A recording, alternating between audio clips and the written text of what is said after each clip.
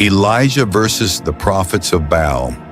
Fire from heaven, one man against 450.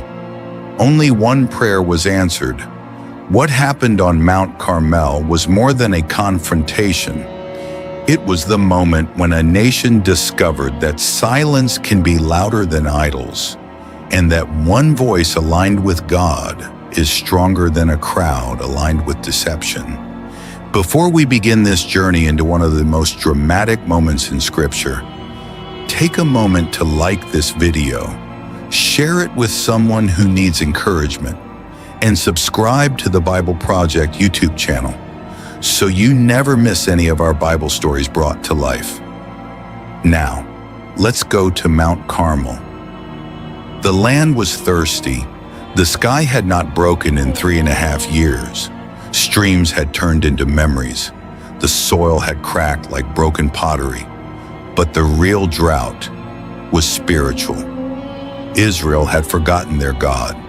They had turned to Baal, the so-called storm god, a god who could not send a single drop of rain. And one man, Elijah, walked into that silence with a message. Gather all Israel to me on Mount Carmel, and the 450 prophets of Baal. A bold challenge, a public confrontation, a national reckoning.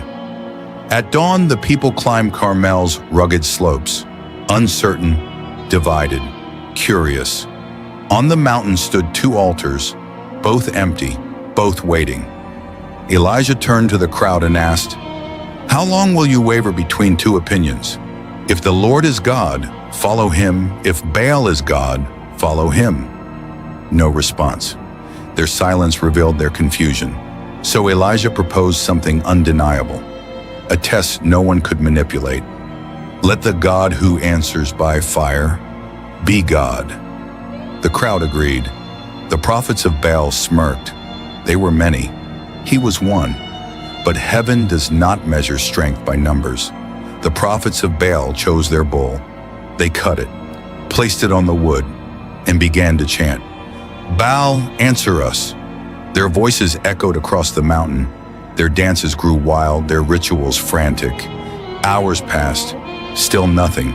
No spark, no whisper, no movement, just silence. Elijah watched calmly. Then with sharp prophetic irony, he said, "Cry louder.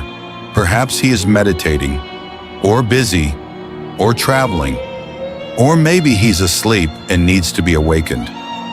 The prophets slashed their skin with knives until blood ran, but the heavens remained indifferent. The Bible captures the moment with chilling clarity. There was no voice, no one answered, no one paid attention. The frenzy faded. The prophets of Baal collapsed in exhaustion. Then Elijah stepped forward. No shouting, no dancing, no spectacle, just purpose. He repaired the broken altar of the Lord, stone by stone, tribe by tribe, identity by identity. Because before God sends fire, he often calls us to rebuild what compromise has broken. He then laid the wood, placed the sacrifice, and, shockingly, drenched the entire altar with water. Once, twice, 3 times. Water filled the trench below. If fire came, the world would know who sent it. While Baal's prophets had cried for hours, Elijah prayed for seconds. No performance, no theatrics, just truth. Lord God of Abraham, Isaac, and Israel, let it be known this day that you are God in Israel, and I am your servant. Answer me, O Lord, so that these people may know that you are the Lord God, and that you are turning their hearts back again. Silence held the mountain. Then a roar split the sky. Fire, living, fierce, unstoppable, fell from heaven like a torrent of glory.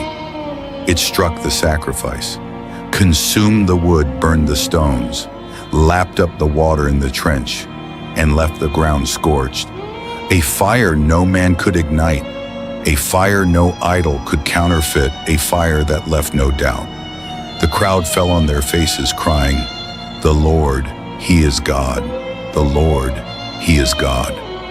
The question Elijah had asked at the beginning was now answered by the nation. The fire revealed the truth. The rain restored the land. For after the fire, Elijah heard a sound, the sound of abundant rain. A small cloud rose over the sea. Then the sky darkened. Then water poured over Israel again. Fire turned their hearts. Rain healed their ground. God didn't just prove he was God. He proved he was still merciful. This story is not ancient history. It is a mirror. There are moments when we too stand on a Mount Carmel, where doubts roar, fear crowds in, and the voices of this world shout louder than truth. But Elijah's story teaches, God does not answer noise. He answers sincerity. He answers alignment.